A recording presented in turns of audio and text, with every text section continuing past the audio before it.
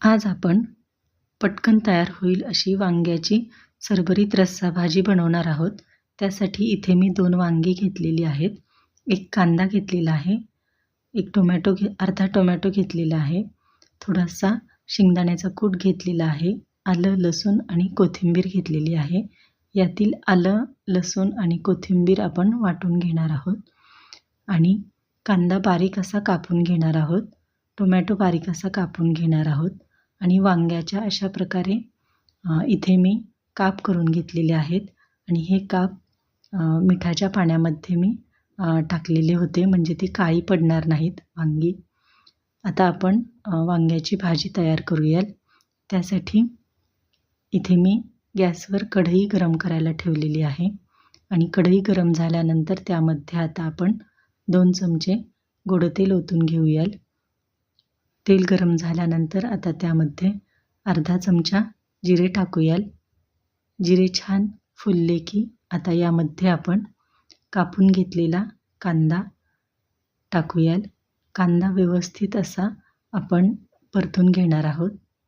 सोनेरी रंगावर छान असा कांदा आपण परतून घेणार आहोत. कांदा छान असा ट्रान्सपरंट झाला, छान परतून झाल्यानंतर त्यामध्ये आपण आलं, लसूण आणि कोथिंबीरचे जे वाटण केलेले होते ते तेलामध्ये छान असे परतून घेऊयाल. आलं आणि लसूण याचा कच्चेपणा व्यवस्थित जाईल अशा प्रकारे आपण छान ते परतून घेणार आहोत. आलं, लसूण परतल्यानंतर त्यामध्ये आता आपण कापून घेतलेला अर्धा टोमॅटो टाकूयाल आणि तो देखील व्यवस्थित असा आपण परतून घ्यायचा आहे. टोमॅटो देखील छान असा परतल्यानंतर त्यामध्ये आपण मसाले टाकणार आहोत. तर इथे मी टोमॅटो देखील छान असा परतून घेतलेला आहे. त्यानंतर इथे आपण अर्धा चमचा हळद टाकलेली आहे, अर्धा चमचा धने पावडर आणि इथे 2 चमचे काळा मसाला मी टाकलेला आहे. तुम्हाला ज्या प्रमाणामध्ये भाजी तिखट हवी आहे त्या प्रमाणामध्ये तिखटाचे प्रमाण ठेवा. तर आता हे मसाले आपण तेलामध्ये छान असे परतून घेऊयाल, मिक्स करून घेऊयाल.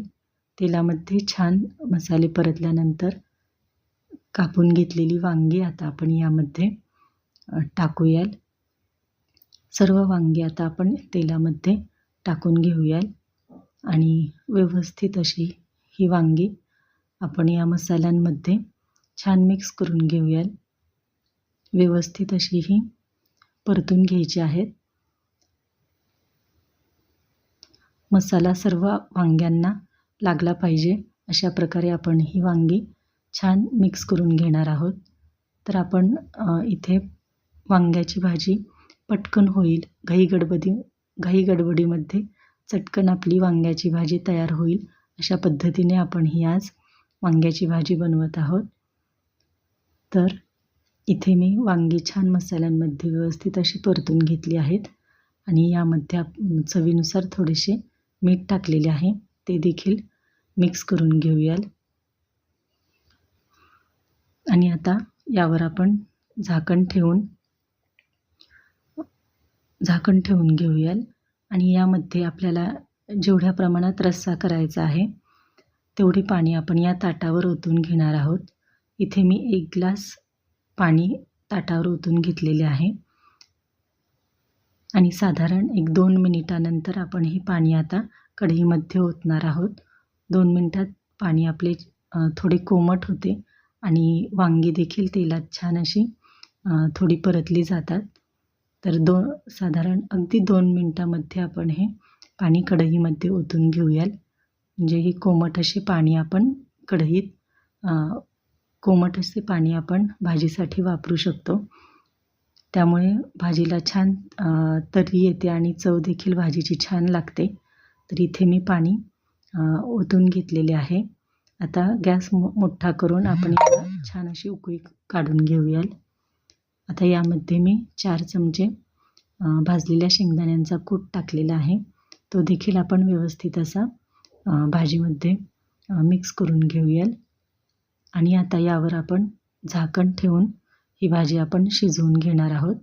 झाकण देखील आपण थोडे अर्धवट उघडे राहील अशा प्रकारे आपण हे झाकण ठेवायचे आहे.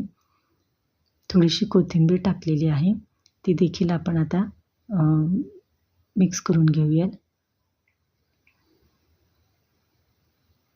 आणि आता आमटीला छान अशी उकळी काढूयाल आणि गॅस एकदम आमटीला उकळी आल्यानंतर गॅस आपण एकदम मंद ठेवायचा आहे आणि मंद गॅसवर आपण ही भाजी शिजवून घेणार आहोत.